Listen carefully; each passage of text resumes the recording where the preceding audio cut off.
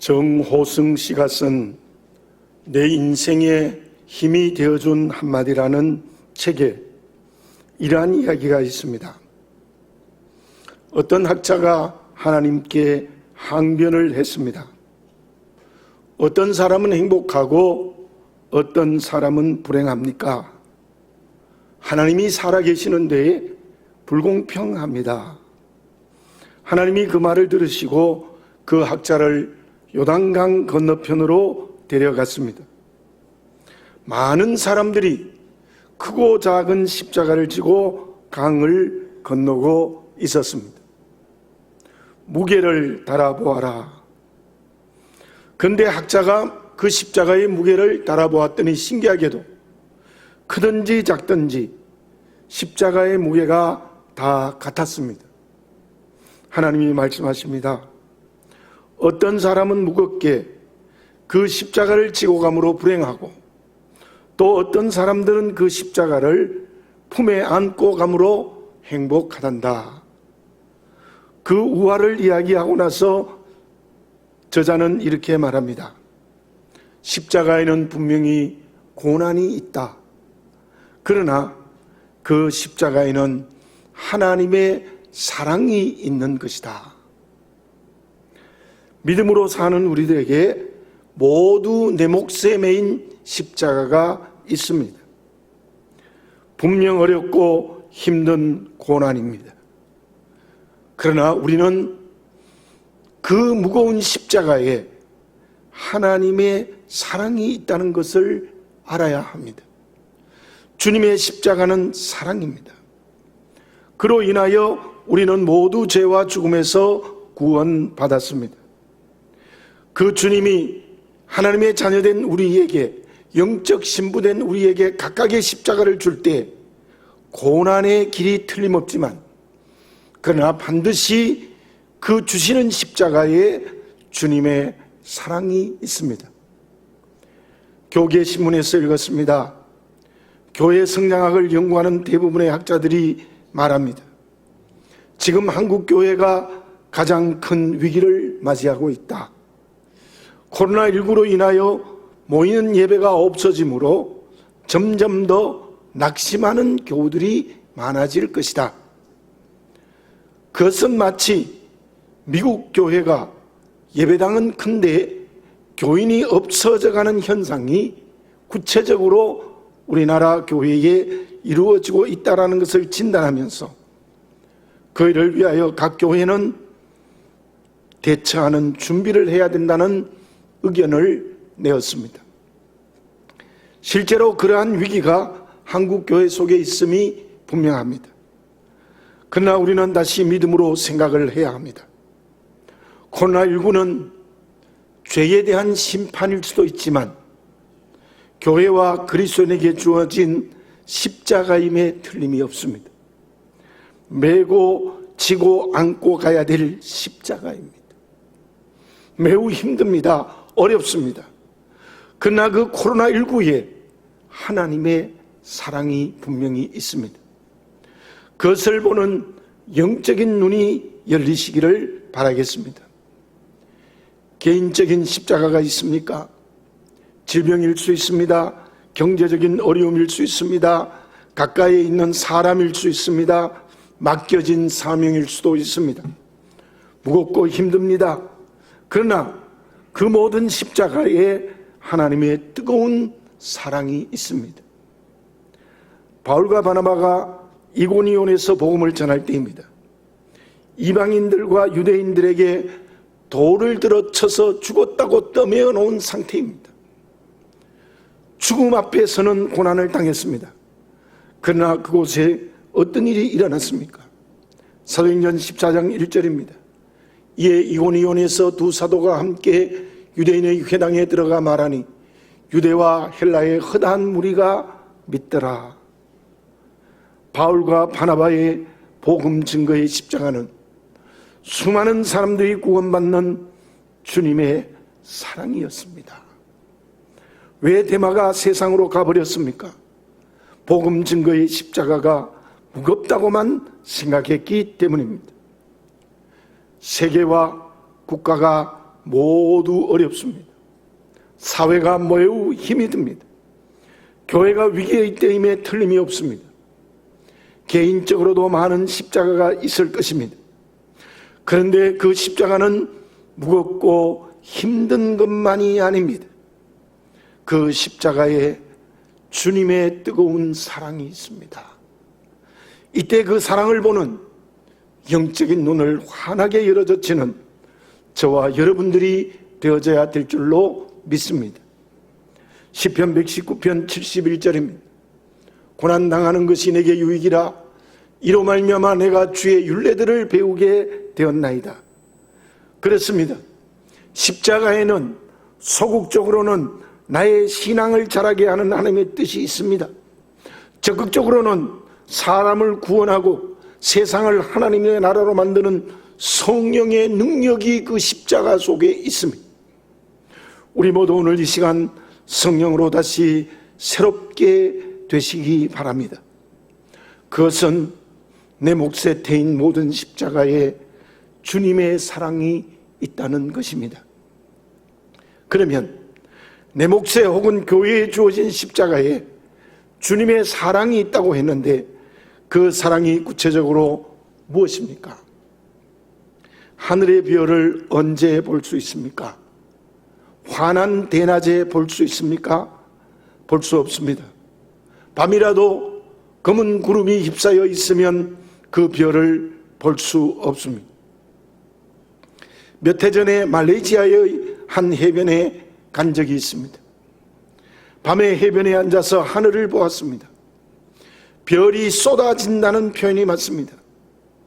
어릴 때 고향에서 본 그 하늘이었습니다. 그날은 하늘에 구름 한 점 없었습니다. 그러나 매우 캄캄했습니다.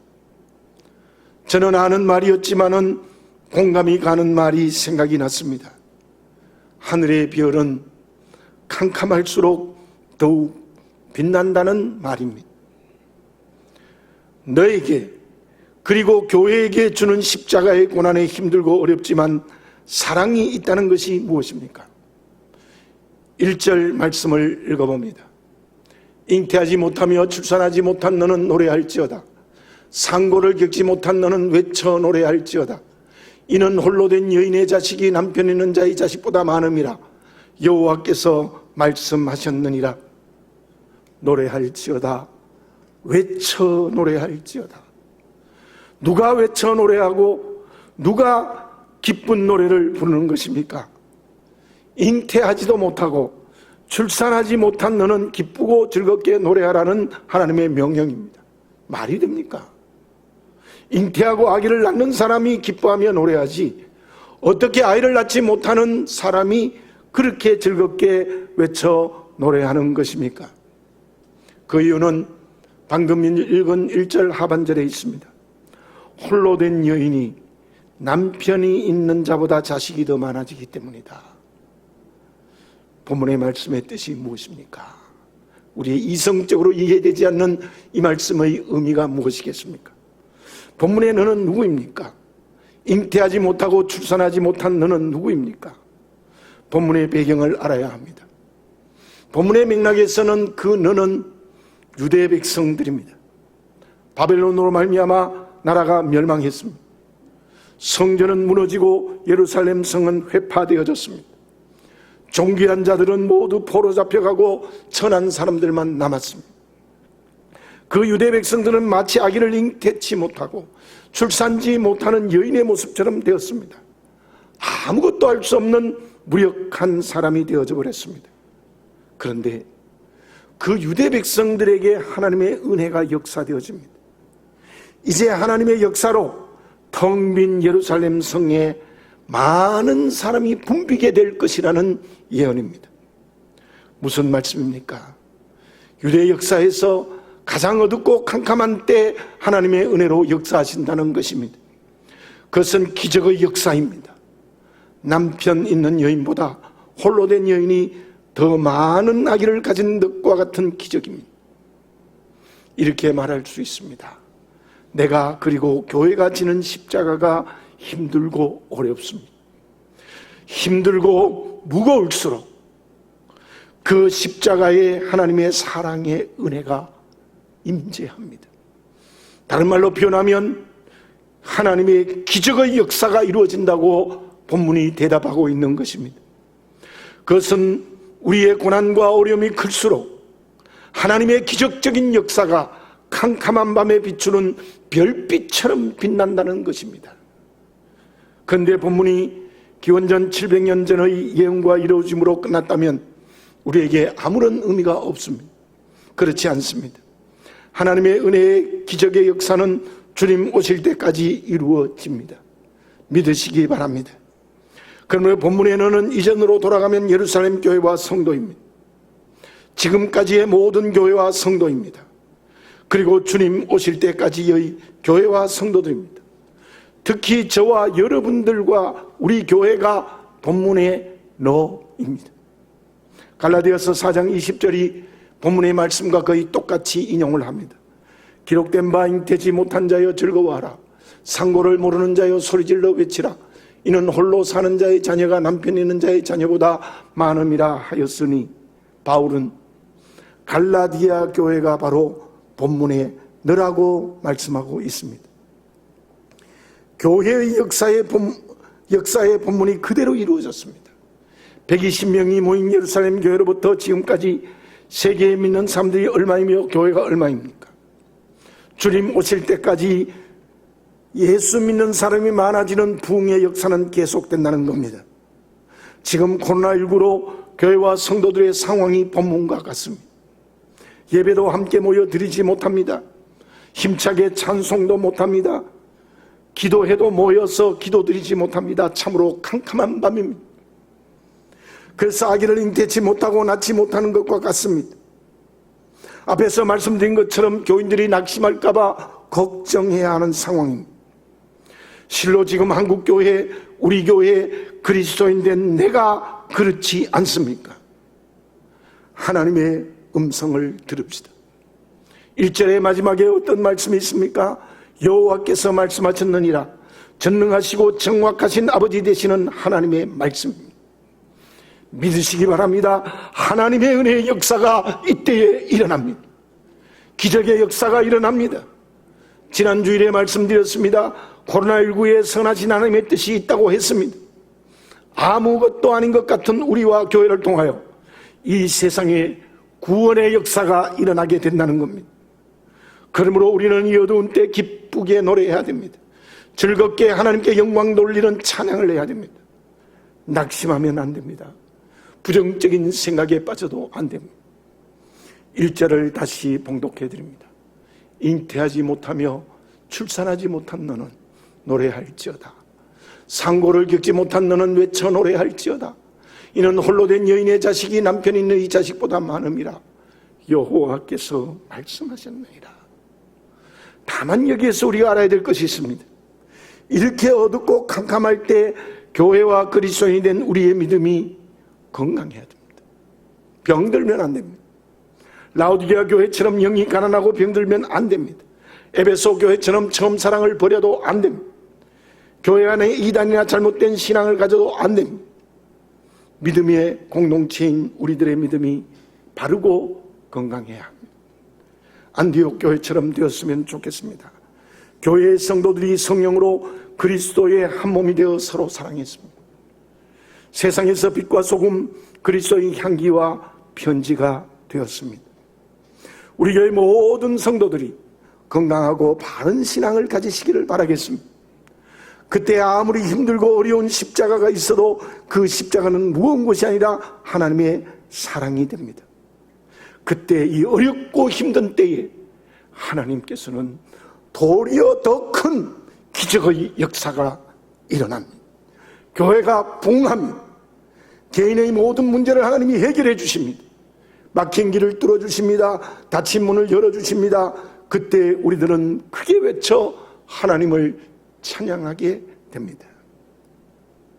그러면 고난의 십자가를 질 때 하나님의 기적의 역사가 일어나고 그때 우리의 믿음이 건강한 믿음으로 준비해야 된다면 그런 믿음을 가진 우리는 그때 해야 할 일이 있습니다. 그게 무엇입니까? 이런 말이 있습니다.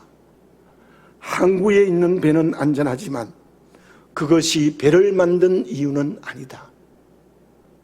배가 항구에 정박할 수 있습니다. 기름을 넣고 수리도 합니다. 태풍을 피하기도 하고 선원들이 쉬기도 합니다. 그러나 배가 항구에만 계속 있다면 더 이상 배가 아닙니다. 배는 바다로 나가야 합니다. 사람을 태우든지 물건을 실어 나르든지 고기를 잡는 일을 바다에 나가 해야 됩니다. 그때서야 배가 제 역할을 하는 것입니다. 주어진 십자가가 무겁다고 힘들다고 가만히 있으면 하면 안 됩니다. 물론 어떤 때는 기도하며 하나님의 뜻을 기다릴 때가 있을 수 있습니다. 그러나 그것은 주님이 주신 십자가를 지고 가든지 안고 가든지 메고 가야 되기 위한 준비입니다. 여러분, 십자가를 져야 합니다. 안아야 합니다. 움직여야 합니다. 그것이 구체적으로 무엇입니까? 가만히만 있으면 마치 항구에 정박한 배처럼 되어져 버리고 마는 것입니다. 그것이 진짜 그리스도인과 한국교회의 위기입니다. 무엇을 해야 됩니까? 2절을 봉독해 드립니다.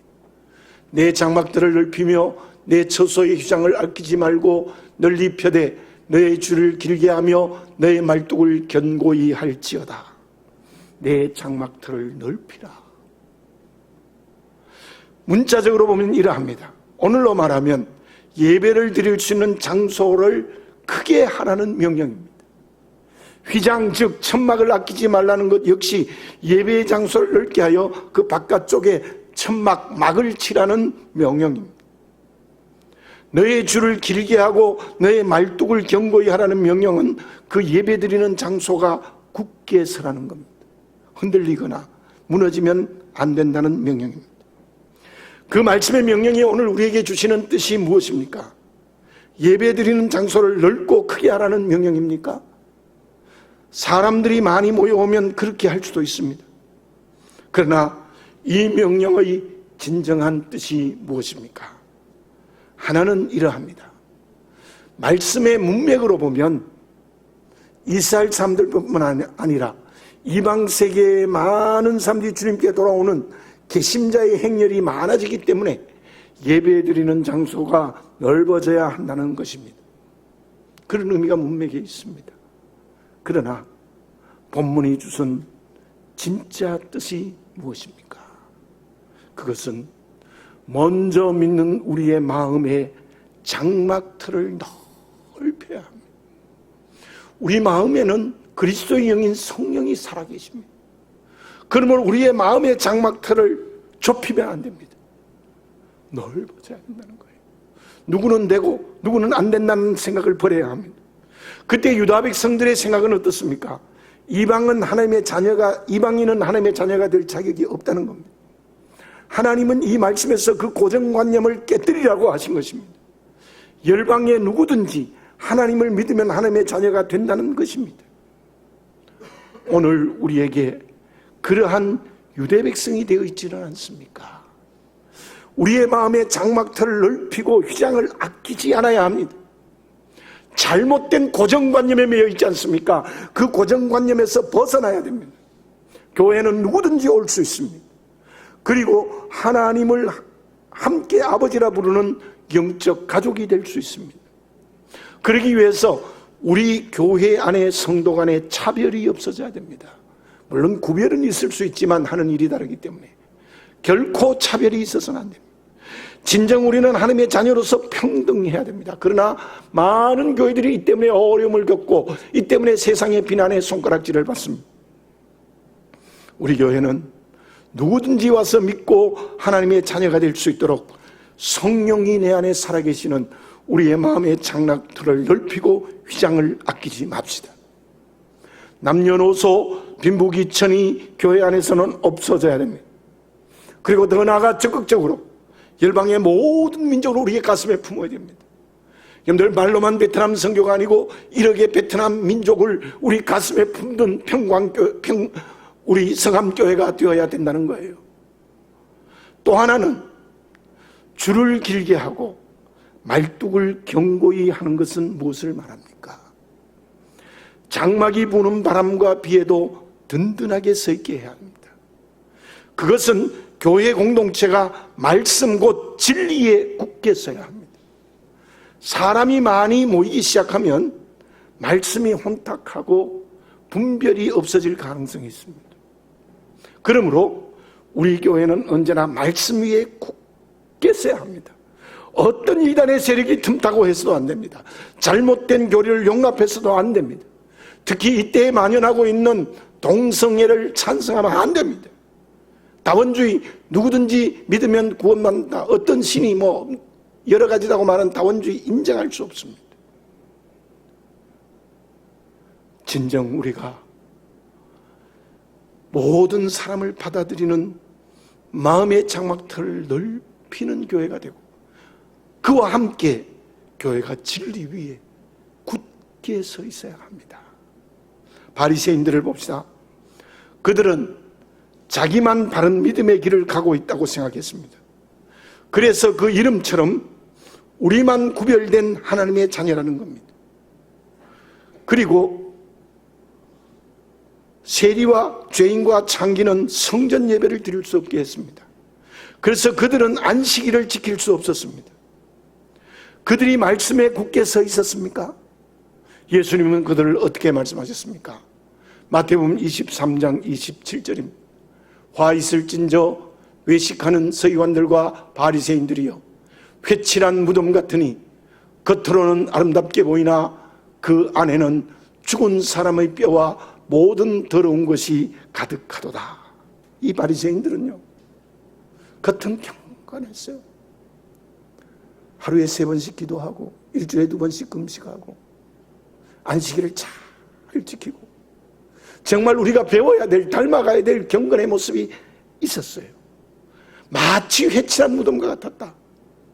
근데 그 속에는 썩은 시체와 뼈가 가득한 것과 같다고 주님이 말씀하셨어요. 무슨 뜻입니까? 겉은 말씀대로의 경건이 있었으나 속은 말씀과 전혀 반대였습니다. 말씀에 선 인격이 없습니다. 말씀대로 살지도 않습니다.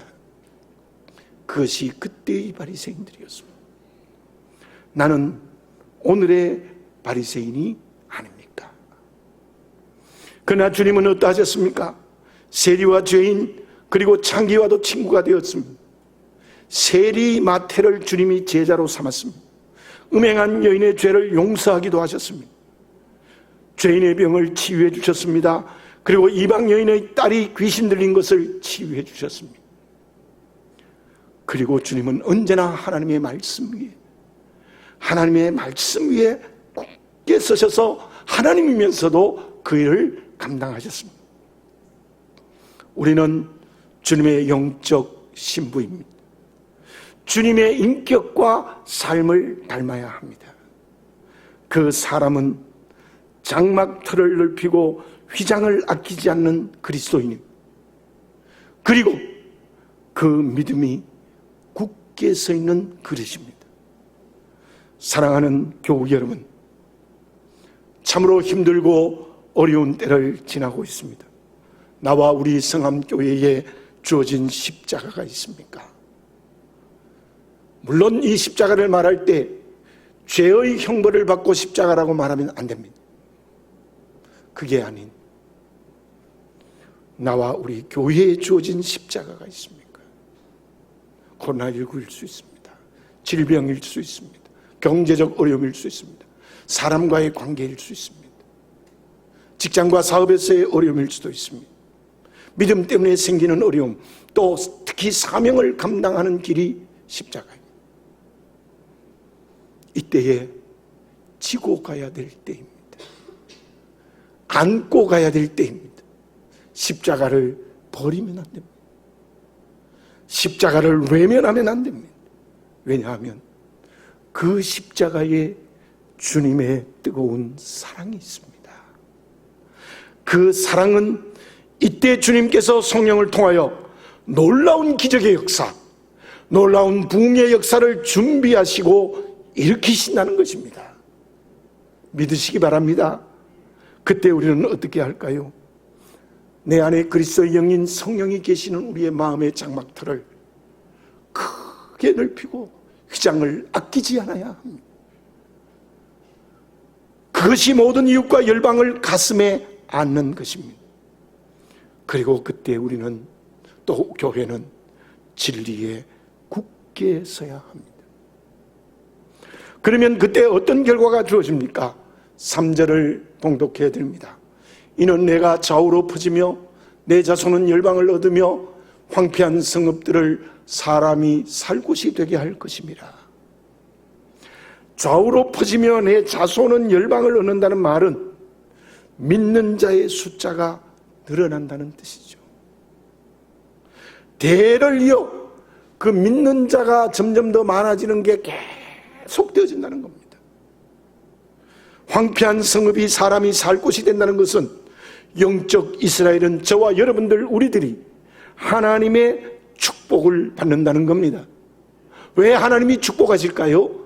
그 주시는 하늘과 땅의 기업으로 십자가를 지고 가라고, 주시는 땅의 기업과 하늘의 축복으로 주어진 십자가를 안고 가라고 주시는 거예요. 그렇습니다. 그때 전도의 열매를 성령이 주십니다. 그리고 그 사명을 감당할 수 있도록 하나님은 하늘의 기업 영적인 축복과 땅의 기업인 이 세상과 물질적인 축복까지 다 우리에게 선물로 축복하여 주실 줄로 믿습니다. 이때 나는 어떤 사람이 되어 있습니까? 무엇을 하고 있습니까? 기도드리겠습니다. 걸어가신 아버지 하나님, 참으로 어려운 때에 저희들이 살아가고 있습니다. 한국교회 역사에 이렇게 어려운 때가 또한 없었다고 생각합니다. 일제시대 때는 일본의 세력으로 인한 어려움이었지만은 지금은 전염병으로 인하여 어려움을 당하고 있습니다. 우리 개인적인 십자가는 없습니까? 아버지 하나님, 이 모든 십자가에 주님의 뜨거운 사랑이 있다는 것을, 하나님의 사랑이 있다는 것을 눈을 열어보는 저희들이 되게 하여 주시옵소서. 우리가 이때 제대로 십자가를 지고 가면 하나님의 기적의 역사, 부흥의 역사, 구원의 역사, 교회가 확장되는 역사, 복음이 땅까지 증거되는 놀라운 하나님의 역사, 성령의 역사가 기적적으로 일어날 줄 믿습니다. 그 믿음을 가지고 우리의 마음의 장막터를 크게 넓히고 휘장을 아끼지 않게 하시고, 그리고 진리에 굳게 서는 저희들 자신과 우리 성함교회가 되게 하여 주시옵소서. 아버지 하나님, 오늘도 하나님 앞에 서서 하나님의 말씀을 읽고 그 하나님의 말씀의 뜻을 생각하고 우리의 마음에 받아들입니다. 주여, 이때에 나는 어떤 사람이 되어야 하며 무엇을 해야 하는지를 명확히 알고 우리는 그 길을 걸어갈 수 있는 살아있는 그리스도인이 되게 하여 주시옵소서. 하나님의 아들 우리 주 예수 그리스도의 이름으로 기도드립니다. 아멘.